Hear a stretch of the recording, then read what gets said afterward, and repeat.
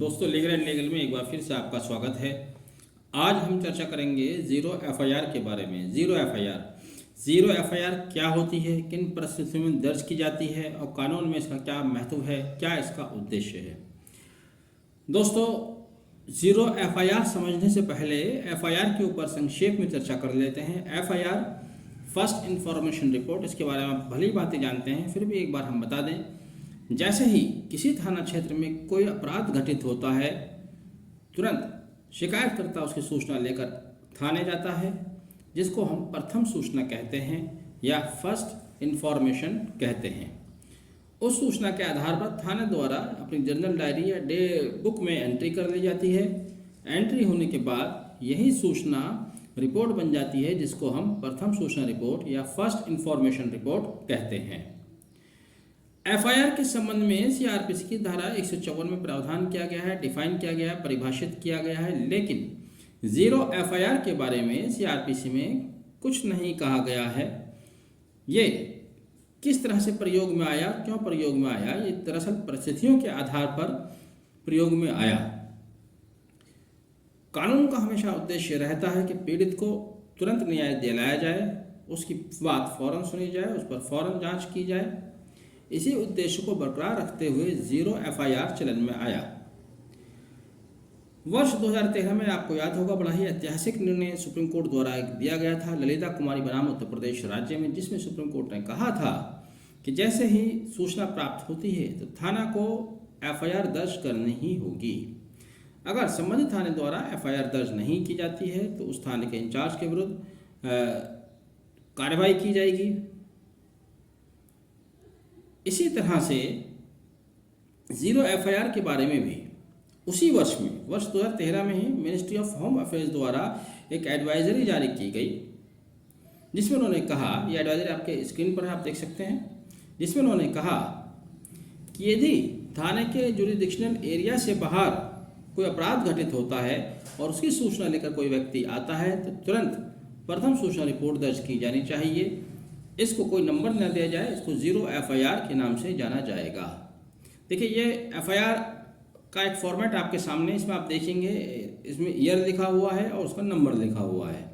Zero FIR में ये number नहीं लिखा होता, उस नंबर की जगह जीरो नंबर लिख देते हैं। दरअसल नंबर उस थाना क्षेत्र में जो क्रम है 1 जनवरी से लेकर, मान लीजिए कोई पहला अपराध घटित होता है 1 जनवरी को, तो उसका 2022 में तो 1/2022, दूसरा अपराध होता है तो 2/2022 या 600 700 जितने अपराध घटित होते हैं वो नंबर बढ़ते जाएंगे और उस वर्ष के ईयर उसमें आता जाएगा। इसको हम नंबरिंग कहते हैं।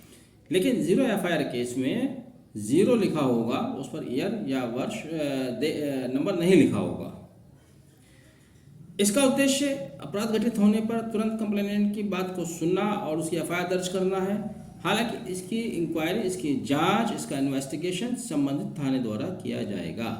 पुलिस को यह आदेश होता है कि वह तुरंत जीरो एफआईआर दर्ज करे, बाद में जांच हेतु इसको संबंधित थाने को हस्तांतरित कर दे। तो मैं बात कर रहा था वर्ष 2013 में मिनिस्ट्री ऑफ होम अफेयर्स द्वारा, union ministry of home affairs द्वारा एक एडवाइजरी जारी की गई थी, जिसमें स्पेसिफिकली कहा गया था कि जीरो एफआईआर आप दर्ज करें। तो आपको स्पष्ट हो गया, एफआईआर जब किसी थाना क्षेत्र में कोई कॉग्निजेबल अपराध घटित होता है, उसकी प्रथम सूचना को फर्स्ट इन्वेस्टिगेशन रिपोर्ट कहते हैं, जिसको सीआरपीसी की धारा 154 में डिफाइन किया गया है। जीरो एफआईआर जहां पर वो रिपोर्ट दर्ज की जाती है वो उस थाना क्षेत्र में अपराध घटित नहीं हुआ है, तब भी एफआईआर दर्ज कर ली जाती है, उसको हम जीरो एफआईआर कहते हैं।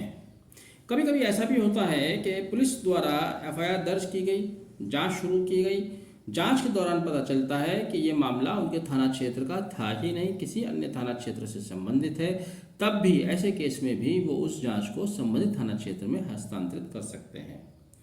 जीरो एफआईआर को आप उदाहरण के द्वारा इस तरह से भी समझ सकते हैं। मान लीजिए कोई व्यक्ति ट्रेन में सफ़र कर रहा है, दिल्ली से ट्रेन चली और गाजियाबाद से जब वो पास हो रही थी, ट्रेन की स्पीड स्लो हुई है, जो भी कारण रहे, वहाँ से उसके साथ कोई लूट हो जाती है, कोई व्यक्ति ट्रेन के अंदर उनका पर्स या मोबाइल छीन कर वहाँ से ट्रेन से कूद कर भाग जाता है। वो तो भाग गया, आप नहीं कूद सकते, ट्रेन चल रही है। अगला स्टॉपेज ट्रेन का अलीगढ़ है, उससे पहले ट्रेन कहीं रुक नहीं रही है। तो जैसे ही आप अलीगढ़ पहुंचते हैं, वह जीआरपी को तुरंत इन्फॉर्म करेंगे कि आपके साथ लूट की घटना घटित हुई और घटना आपकी गाजियाबाद फला थाना क्षेत्र में हुई। क्योंकि अभी आप फौरन उस थाना क्षेत्र में नहीं है, नहीं पहुंच सकते हैं, इसलिए जीआरपी को या जो भी थाना है उसको आपकी एफआईआर दर्ज करनी ही होगी, लेकिन वो उस एफआईआर को 0 एफआईआर की शक्ल में दर्ज करेंगे।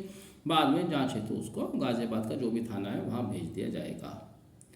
बहुत ज़्यादा मामले ऐसे आते थे जब किसी व्यक्ति का दुर्घटना हो जाती थी, मृत्यु हो जाती थी या पुलिस को डेड बॉडी मिला करती थी, मान लीजिए नहर में मिली, बहती हुई मिली और उसकी हत्या होना संभावित है या जो भी कारण है, तब ये प्रश्न पैदा होता है कि बॉडी पीछे से बहकर आ रही डेड बॉडी यहाँ आकर उनको मिली, हिंडन पे मान लीजिए हिंडन गाजियाबाद में मिली, तो गाजियाबाद की पुलिस थाना साहिबाबाद पड़ता है, वो पुलिस ये कहती है चूंकि अपराध यहाँ घटित नहीं हुआ है तो वो इसकी एफआईआर अपने यहाँ दर्ज नहीं करेंगे।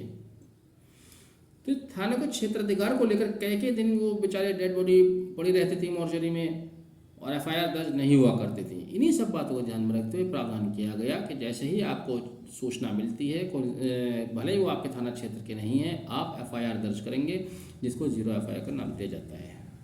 डेड बॉडी की बात चल रही है, साहिबाबाद में हिंडन क्षेत्र में डेड बॉडी मिली, उन्होंने 0 एफआईआर दर्ज कर ली। बाद में पता चला कि साहब वो तो लोनी क्षेत्र से या निवाड़ी से कहीं और से कहाँ से पीछे तो उसकी हत्या करके वहाँ डाली गई, वहाँ से बहती हुई आ रही थी।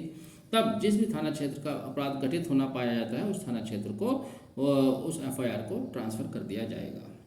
ये हुआ एक कानून का उद्देश्य, जिसके द्वारा पीड़ित को तुरंत न्याय दिलाना या उसकी तुरंत बात सुनी जाना एक उद्देश्य था। हालांकि 0 एफआईआर का बहुत ज़्यादा मिसयूज़ हो रहा है। आज भी चर्चा में आया तो किस लिए आया मैं बता दूं।